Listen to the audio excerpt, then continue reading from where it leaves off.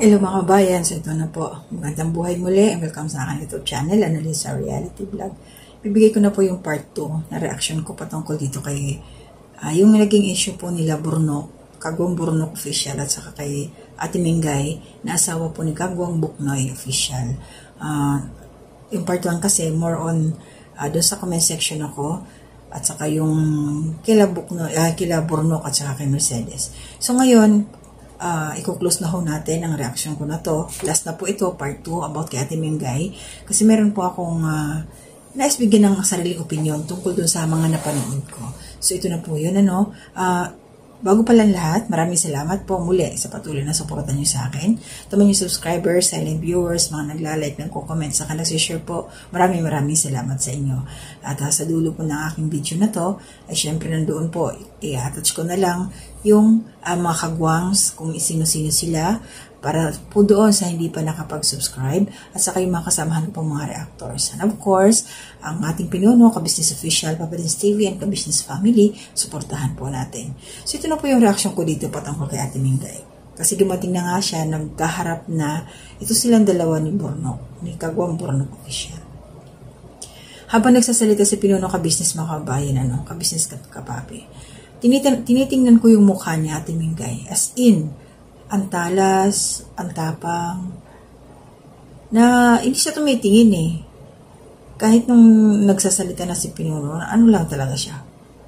Parang talagang masama yung loob niya, galit siya or nagtataray siya. Pasensya Ate Mingay kasi yun ang nakita ko eh. Ayun na nga, nablangko ako. Tinitingnan ko yung iniisip ko yung ginagawa ni Ate Mingay ba kasi baka mamaya may masabi akong makasakit din sa kanyang damdamin, pero magreto ko lang siguro tayo dito kasi yun naman talaga yung nakikita natin. At saka sa comment section nga mas matindi, di ba? So yun nga, habang yun nag-open up na doon si Pinuno sa mga nangyari. Ito para yung sa akin opinion ko doon sa ginawa ni Ate Mingay. Kasi ayun niya kay Burnok, si Kuya Buknoy naman ang nanghiram sa kanya. So, although narinig niya Ate Mingay, yung usapan ng mag-asawa, kaya ang ginawa niya, binigyan niya doon yung 500 na galit. Pero ito para sa akin, para sa akin, kung ako, si Ate Mingay, narinig ang usapan sa kabila, hindi niya dapat ginawa yun para sa akin. Kung ako, kakausapin ko yung asawa ko, ikukwento ko sa kanya, kasi alaan mo, narinig ko, ganito, wala na silang bigas. Yung hiram natin, hindi pa na ibabalik. Diba? Yung mga ganun. Yung hindi pa balang, na yung galit, na akala mo kung ano ba, parang hindi kasi maganda. At saka, napakasimpleng bagay kung tutuusin eh. Kaya nga si Burnok, bali hindi lang niya iniintindi kasi bali wala nga sa kanya. Kaya lang ito si Ate Mingay sumobra. As in,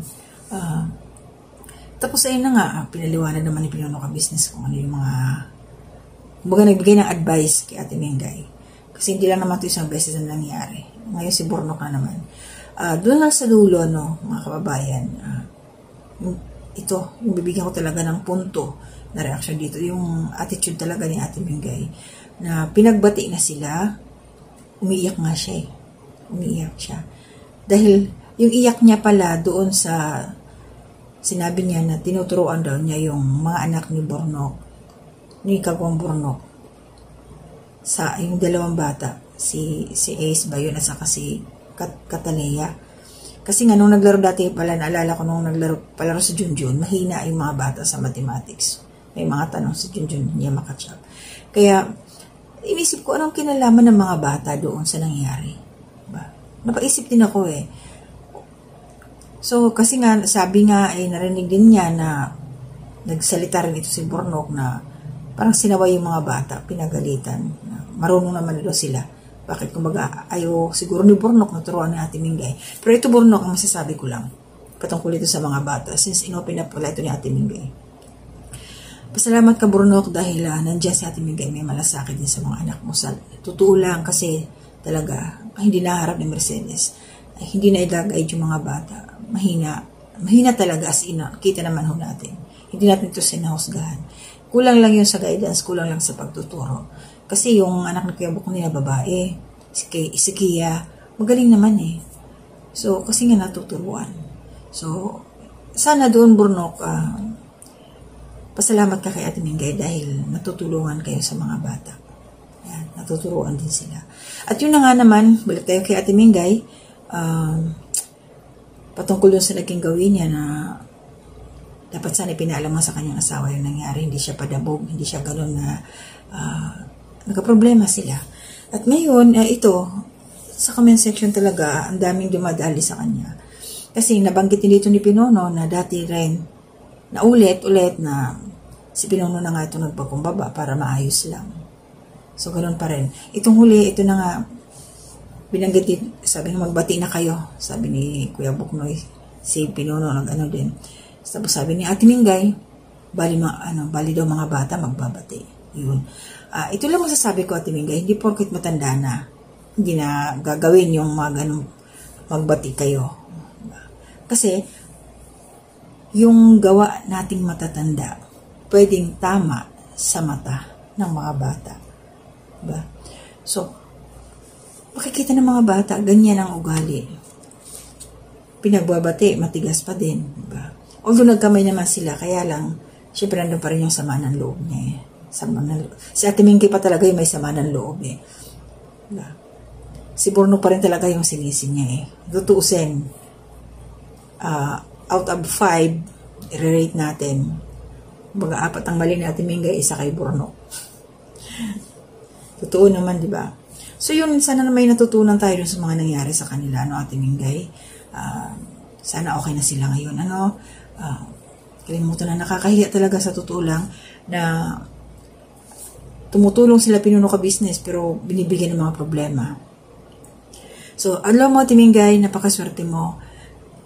Ang ano nga doon ni Pinono, pag hindi talaga maging okay, paalisin kayong 2 pamilya dyan sa bahay nila. So, kawawa naman. Ate Mingay, sana isipin mo yung kalagayan ni Kuya Buknoy. Napakaswerte mo dahil kahit alam mo natin, ayan yung sitwasyon ni Kuya Buknoy, ginagampanan pa rin niya ang kanyang obligasyon, responsibilidad bilang padre di pamilya. Nagtatrabaho pa rin siya. Kumikilos pa rin siya, Ate Mingay. Napakaswerte mo, Ate Mingay, grabe. Napakaswerte mo. At alam mo pa kung ano pa yung swerte mo, Ate Mingay? Ang anak mo, nandyan sila Pinuno ka business, nakaalalay sa pag-aaral. Hindi ka katulad sa amin eh. Ang dami naming mga nanay, OFW na nandito nagsisikap para mapaaral yung mga anak. Ikaw nandyan ka na. Ang daming sumusuporta sa mga anak mo. Tumutulong. May mga sponsors pa, di ba? Si Kuya Buknoy, ayan, okay pa, di ba? Napakaswerte mo, Ate Mingay. Ang kailangan lang talaga makisama. Ang ugali talaga kailangan ayusin. Ikaw lang makakaayos niya, Ate Mingay. Yung pasensya, kasi nagkakaedad na din, pasensya sa mga katulad ni Rabon, mga bata pa, diba? Kaya lang, ang hirap pakisamahan pagkaganyan. Sana, Ate Mingay, magbago ka na sa iyong ugali, kasi nga, paano kung mawalan ng trabaho si Kuya Buknoy? Ano mangyayari sa inyo, Ate Mingay? Paano kung paalisin kayo dyan nila Pinono? Sang mangungupahan na naman kayo, hindi mas lalo kayong nahirapan. Mas lalo kayong nagkautang-utang. Diba?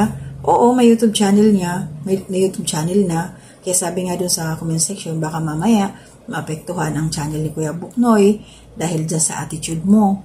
Pero ito lang ang pakiusap ko sa mga nakasuporta po sa Ka-Business Official, Ka-Business Family, at saka kay Kagwang Buknoy. Huwag natin tingnan yung mga nangyari. Yung sa Ate Mingay, isipin na lang po natin ang kalagayan ni Kuya Buknoy, suportahan pa rin po natin ito. Kasi kumbaga pagsubok ko yun sa mga napanood natin, magiging lesson din ho yun sa bawat isa sa atin. So kawawa naman ho kung si Kuya Buknoy talaga nagtatrabaho eh. Kaya may maliit pa silang bata. Diba? Kaya wag ho naman sana mangyari na hindi na kayo manood sa mga upload ni Kagwang Buknoy dahil doon kay Ate Mingay. Huwag naman po, suportahan po natin pa rin si Kuya Buknoy. Kawawa kasi yung pamilya nila eh. Diba? Pagka ganon. Minsan kasi pag sa ugali ng tao, pag hindi natin ito nahawakan ng maayos, talaga napupunta sa hindi maganda, diba? So, yun lang yung sa akin, sana okay na ang lahat. May mga realization na nangyari sa ating buhay patungkol doon sa mga napanood natin kay Ate Mingay. Hindi lang yung para sa kanya, para sa atin din ng mga nanonood. Ako nabablanko ako dito kay Ate Mingay talaga. Pero sige lang, yun, okay naman na sila. Tuloy ang buhay. Hindi naman niya sila paalisin dahil alam ko naman naging okay na. So, sandali lang po. Okay mga kabayan, so yun lang po yung aking reaction. Nag-cut lang ako sandali sa labas. Maraming salamat po sa patuloy na suporta. Tiwala lang po tayo sa ating Panginoon. Gabay sa ating mga ginagawa sa buhay. At harinawa, hindi na magkaroon pa ng problema sa pinuno ka business sa kanyang mga tinutulungan sa loob ng kanilang bahay, pamamahay. Maging okay na ang lahat kasi malas kasi yun yung may mga gulo-gulo sa loob ng bahay, di ba? Napakaswerte ng mga tinutulungan ni Pinuno, kaya lang yung iba talaga pasaway. So ingat po tayong lahat, Yun na po yung aking reaction ngayon na sana si Ate Mingay naimasmasan na siya. Close na po yung story na yun dahil nagkamay naman na sila. Move on po tayo. Next chapter ng Ka-Business Family, Ka-Business Official at Tabalins TV. So, ingat po tayong lahat kung ano man ang ating gagawin sa araw-araw. Laban lang sa buhay kahit mahirap. So, nandito na muna. Bukas na lang po ako sa shoutout. Salamat po sa patuloy na suporta ninyo. To God be the glory.